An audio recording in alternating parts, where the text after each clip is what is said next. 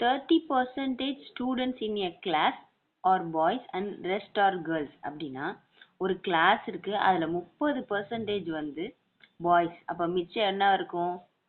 70% கேர்ள்ஸா இருக்குமா? ஒரு கிளாஸை நம்ம 100% எடுத்துக்கிறோம், இதுல 30 வந்து பாய்ஸு, அப்ப மீத இருக்க 70 வந்து என்னவா இருக்கும்? கேர்ள்ஸா இருக்குமா?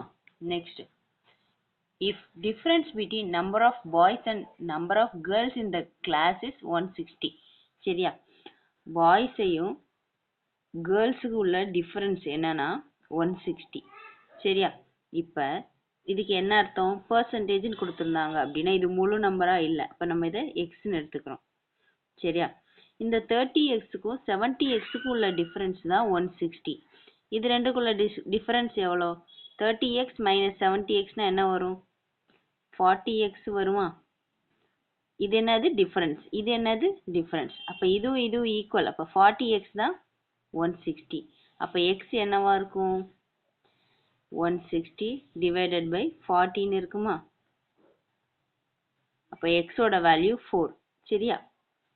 Next, then find the number of students in the class, சரியா? அந்த கிளாஸ்ல மொத்தம் எத்தனை ஸ்டூடெண்ட்ஸ் இருக்காங்க? 100x ஸ்டூடெண்ட்ஸ் இருக்காங்களா? நமக்கு ஒரு x ஓட வேல்யூ 4ன்னு தெரியுமா? அப்ப 100x ஓட வேல்யூ என்ன இருக்கும்? 100 into 4, அப்ப ஆன்சர் வந்து 400 இருக்கும். இந்த இருக்கா? Next, a sum of rupees 18,400 was divided between A and B, சரியா? 18,400ங்கிற ஒரு அமௌண்ட்டை ஏக்கும் பிக்கும் பிரிச்சிருக்காங்களாம். such that the amount received by B was 30% more than that by A. இதுக்கு என்ன அர்த்தம் அப்படின்னா, பிங்கிற ஆளு ஒரு அமௌண்ட்டை ரிசீவ் பண்ணியிருக்கான், அது எவ்வளவா? ஏன்ற ஆளை விட 30% அதிகமா. ஒரு விஷயத்துல இருந்து 30% அதிகமாகுது அப்படின்னா அந்த விஷயத்தை நம்ம எப்படி எடுத்துக்கிறோம்? ஏவை விட பி 30% அதிகம், அப்ப இவன் 0 இவன் 30 அப்படி கிடையாது. இவங்க 100 இருந்தா இவங்க 130 இருந்திருப்பாங்க, ஓகேவா? if A and B spend 10% and 25% of the respective amounts received by them, A வந்து 10% காசு செலவு பண்றாரு, B வந்து 25% காசு செலவு பண்றாரு. ஏன் அப்படி எடுத்தோம்? ரெஸ்பெக்டிவ்னு கொடுத்ததுனால ஃபர்ஸ்ட் ஏக்கு 10, ரெண்டாவது பிக்கு 25. ஏ வந்து 10% காசை செலவு பண்றாரு, பி வந்து 25% காசை செலவு பண்றாரு, ஓகேவா? then find the sum of the amount spent by A and B together. சரி, இவங்க ரெண்டு பேர் செலவு பண்ண இதோட டோட்டல் என்னன்னு கேட்டிருக்காங்க, சரிங்களா? இது நம்ம டோட்டல் அமௌண்ட். நமக்கு என்ன வேல்யூவா இருக்கு? இது 100x 130x இருக்கு. அப்ப இது என்ன எக்ஸா இருக்கும்? ஏவை பிஐ ஆட் பண்ண காசு தானே இதா இருக்கும். ஒரு காசை இவங்களுக்கு பிரிச்சிருக்கோம் அப்படின்னா இந்த பிரிச்சதை சேர்த்தா இந்த முழுசு வந்துருமா? அப்ப 100x plus 130x என்னது?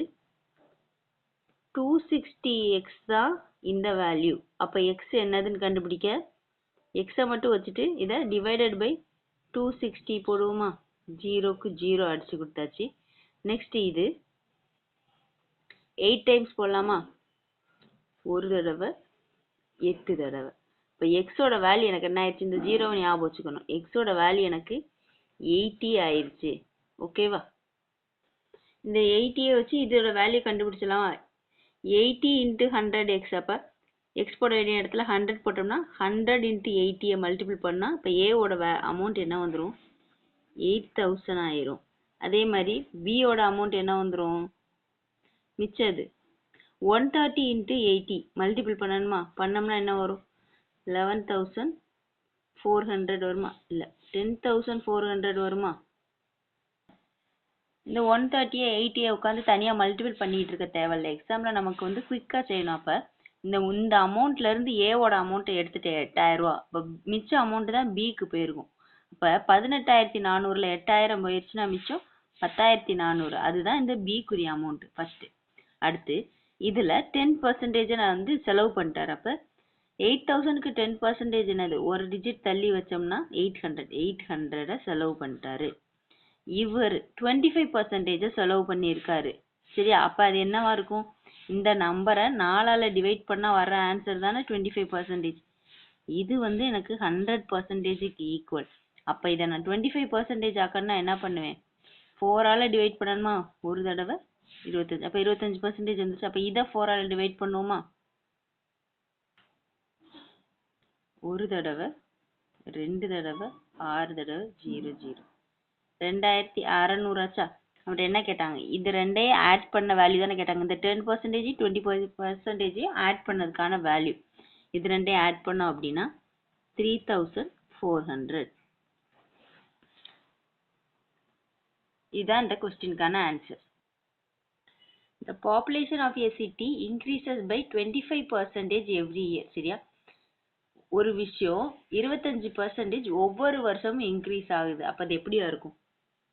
இப்ப இது 100 இருக்கு, அடுத்த வருஷத்துக்கு இது 25% இன்க்ரீஸ் ஆச்சு அப்படின்னா இது என்னது? 125%. இந்த அமௌண்ட் இந்த வருஷத்துக்கு இந்த அமௌண்ட் என்னது? 100%. புரியுதா? 2026ல ஒரு அமௌண்ட் 100% இருக்கு, அதை நான் 25% இன்க்ரீஸ் பண்ணிட்டேன். அப்ப இந்த 125%ன்றது எதுக்குரியது? 2026ல இருந்த அமௌண்ட் 125% ஆயிடுச்சு. அப்ப இந்த அமௌண்ட் 2027க்கு என்னவா இருக்கும்? இதுக்குரிய 100%ஆ இருக்கும். சரியா? கொஞ்சம் புரியுறது கஷ்டம்தான். At present its population is 32,000. சரியா? இப்ப பாப்புலேஷன் வந்து 32,000 பேர். சரியா? And if after 2 years from now there will be 40% of males in the city, then number of females in the city 2 years hence from is. 2 வருஷத்துக்கு அப்புறம் first population என்ன நம்ம கண்டுபிடிக்கணும். கண்டுபிடிச்சா வர்ற வேல்யூல 40% வந்து மேலா, அப்ப மீதி இருக்க 60% தானே ஃபீமேல். இந்த 60%க்கான வேல்யூ என்னன்னு தான் கண்டுபிடிக்க போறோம். இந்த அமௌண்ட் 2 வருஷத்துக்கு ஜம்ப் ஆகி போகுது. இந்த அமௌண்ட் அடுத்த வருஷத்துக்கு போனா என்னவா இருக்கணும்? 25% வந்து இன்க்ரீஸா இருக்கணுமா?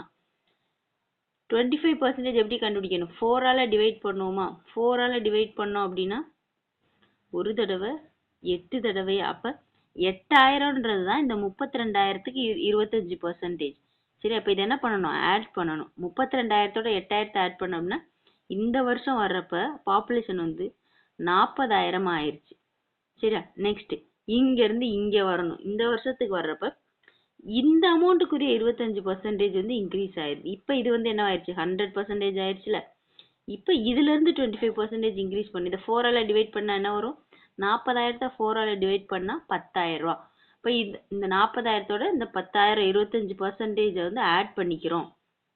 40,000 பிளஸ் 10,000 50,000.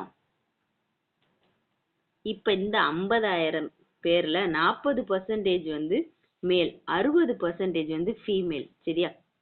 இது எப்படி 60% நம்ம கண்டுபிடிக்கிறது? 10% ஃபர்ஸ்ட் எவ்வளோ? ஒரு டிஜிட் தள்ளி புள்ளி வைப்போமா? அப்ப 5000ங்கிறது 10%, 60% என்னவா இருக்கும்? 5000 தான் எனக்கு 10%, 60% என்னவா இருக்கும்? இத 6ஆல மல்டிபிள் பண்ண என்ன வரும்? 30. அப்ப 2 வருஷம் கழிச்சு இங்க இருக்க ஃபீமேல் எவ்வளோ? 30,000.